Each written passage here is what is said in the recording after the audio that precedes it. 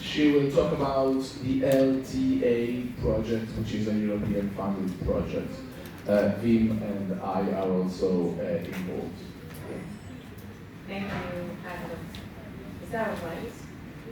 Yeah, it was working. So I guess I'll wait for the slide.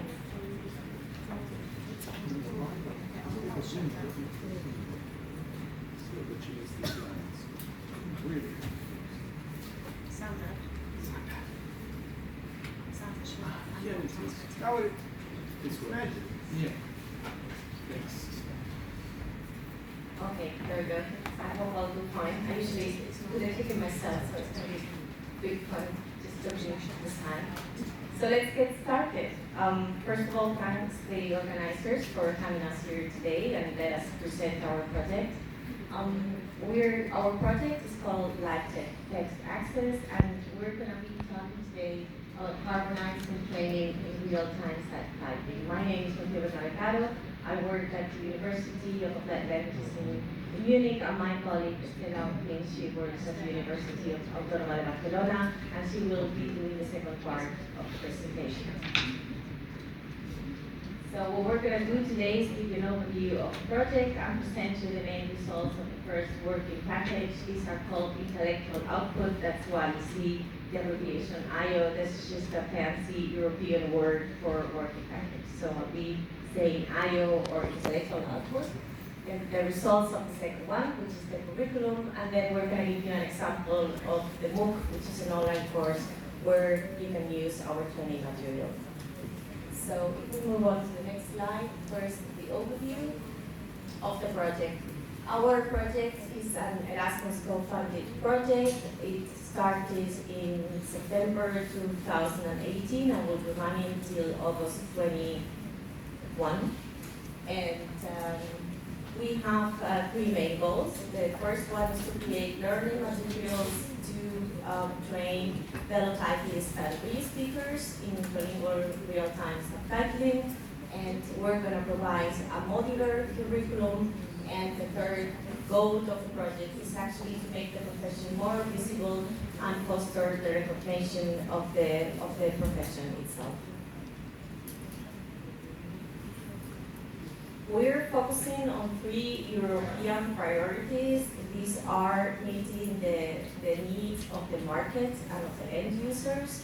Also creating digital content. That's why our learning materials are going to be online or digital learning materials. And of course, the third priority we're addressing here is social inclusion. We're going to be working or training for different contexts. Working contexts, these are education, culture, assemblies, TV, and workspace. Of course, we have more working contexts, but because of the scope of the project, we have to focus on some. We believe that our training materials, even if we're training for these working contexts, they can be used for people working in other contexts. As for the settings we're going to be training, we have face-to-face, online, and fire relay. The last point is the techniques. As I said, our training materials will be used to train re-speakers and fellow typists. So our project is a so-called strategic partnership. This means a project which does not only come from the universities, but also from other stakeholders. As you see on the slide, we have a certification agency, which is in Austria, and they will take care of us doing the right thing and being compliant with standards in Europe. We have the European Federation of Heart of Hearing People. This is an association of end users who are giving us the inputs firsthand of what they need to have the quality they need to have. As you see, we have them three universities, my university in Germany, la Autonoma de Barcelona, and Escuela Superiore de Mediatori Linguistici, or something like that, wow. Of PISA, from Carlo. And then we have companies, we have providers, of course we have Vim, with Velotype. We have SDI Access, which is a subtitling provider in Italy, and we have a German broadcaster who, doing the TV subtitling, ZDF Digital. So, as I mentioned before, our work is divided into 5 packages, working packages or IOs. The first one, it was about harmonizing the skills and the competence that a professional should have in order to provide the quality that is needed by end users. The second work package is about creating a curriculum that is modular, so you don't have to actually take all the modules, but the ones you need. You can take all of them, but you can select. Then the third package is about creating the materials in this package. Then we have a fourth one, which is a MOOC. We're going to create a MOOC, which is just an online course. This is going to give us the opportunity to test the materials before we make a final version. And the fifth work package is actually a package that runs throughout the whole project, and this is about certification. Like I said, the certification agency is taking care that we're compliant with the European standards, that the learning materials meet some standards, and so on. So those are the 5. What we're providing is a picture of harmonized skills. This information is coming from all stakeholders. We're going to have detailed descriptions of the course, of course. We're going to have modules that relate to the techniques, and modules, training modules related to, we call it transversal or soft skills. These are skills that each professional working in the field should have. And what else? Materials are going to be free accessible. This is an European co-funded project, which means we get money to work for you. So everything we do is going to be for free, accessible on the internet. What else? Training pathways. What we mean by that is just descriptions of how to use the materials once they've been created, so a provider can know how to incorporate them in their companies to train their people, or university can use them to incorporate them, integrate them in a BE, BA, a bachelor, or a master's degree. What we're not providing is personalized student assessment or assessment tools, although we're providing indicators of how to rate the outputs of the professionals and learning outcomes, which are actually indicators for grading later. Whereas we're not going to provide a certificate, so once you've done the modules, you do not get a certificate, but like I said, with certificates in the process and the materials, so this sort of balance is not happening in this final certificate. These are the results of the first working package. Like I said, the first aim was to have a picture of the competencies and the skills that the professional needs. How have we done this? We ran an online survey, 121 people, participants gave us input from Europe, Asia Pacific, and USA. As you see here, even though it's a European project, the interest goes beyond that, and we were lucky to have participants from the States and Asia Pacific. Here you see the profile of the respondents. As you see on the slide, many of them are blue. They are professionals working, followed by the other blue one, darker blue one, which are actual end users. So the purpose of this project is not to make up something new, but to gather the knowledge that's already there that you actually have and put it in a nice, organized way.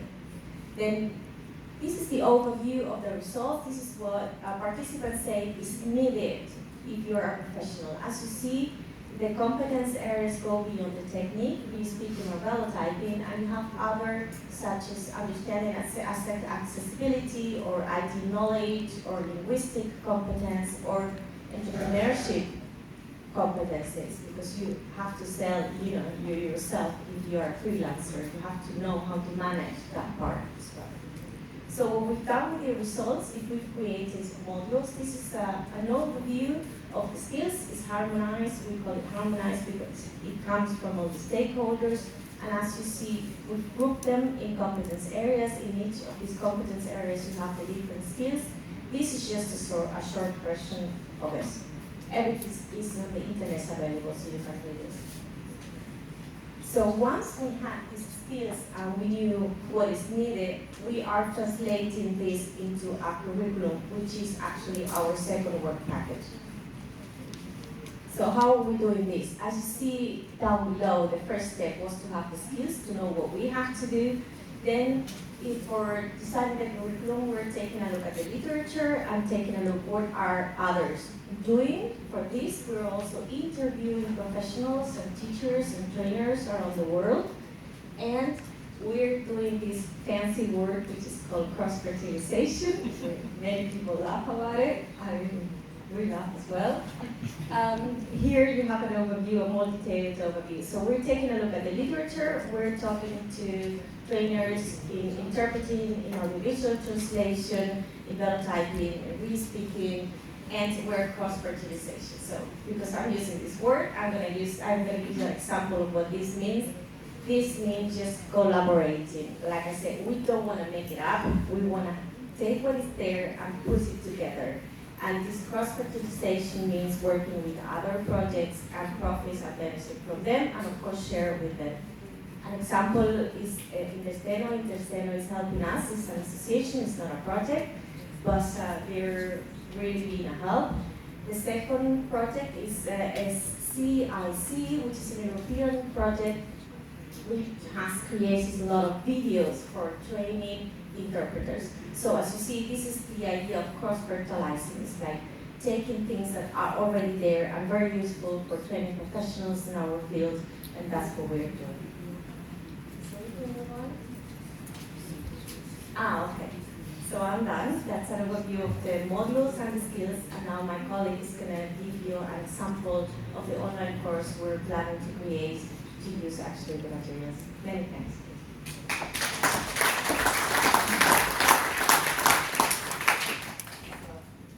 My name is Estella, and I come from the Universitat Autonoma de Barcelona. I'm going to talk about the MOOC. I don't know how many people here knows what a MOOC is. A MOOC is a massive open... Estella, there's an issue with... Speak a little bit louder. Louder? Or a little bit nearer. Okay, now? There? Okay, sorry. As Rocío introduced it before, one of the outcomes is to create a MOOC in order to test all the materials that we are generating and see if they are good or not, and also to allow people to use these materials. A MOOC is a massive open online course. That means that everybody can join the course online everywhere in the world. It's open for everybody and it's a course.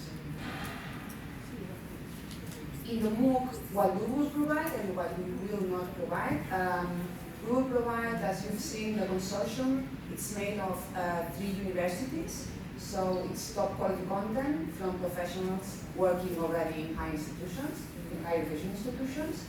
It's open and free. It's a self-paced, flexible study, so you can take your time in making this course. It's divided in different weeks, but you can complete it in as much time as you foresee. It allows interaction with communities. That means you are in Europe, somebody in Asia, or somebody in the States are together in an online community and can exchange experiences and practices. And there are no qualifications required. What we mean with no qualifications required is that one of the main targets for us is to bring together educational training and vocational training. That means you don't need certified qualifications, but of course, as many skills and competencies that you have, the outcome of the course will be better. We don't provide personalized guidance. We also don't provide access to special equipment. This is something that the users of the MOOC will have to purchase or to obtain themselves.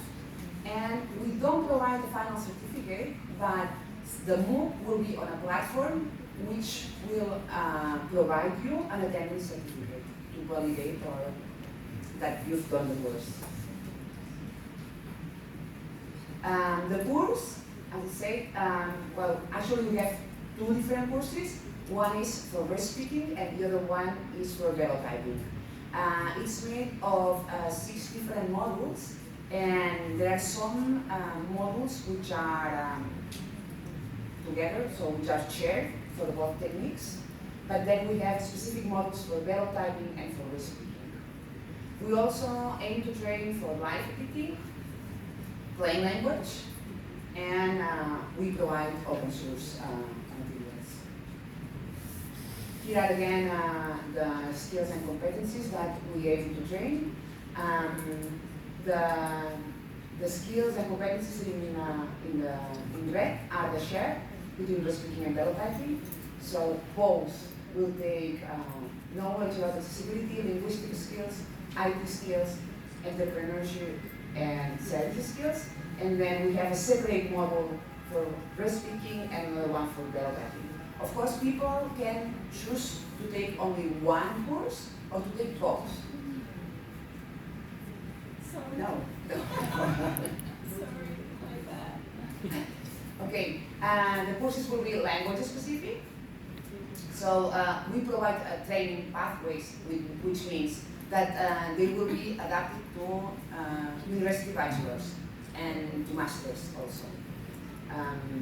Therefore, it's complementary. The materials are certified by the ACQA.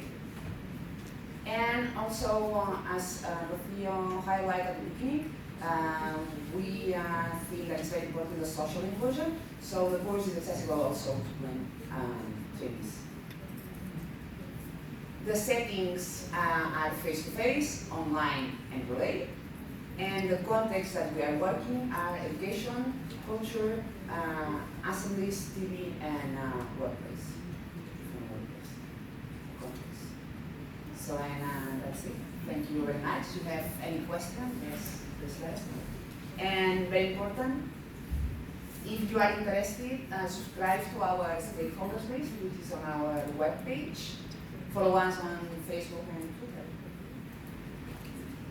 Thank you very much.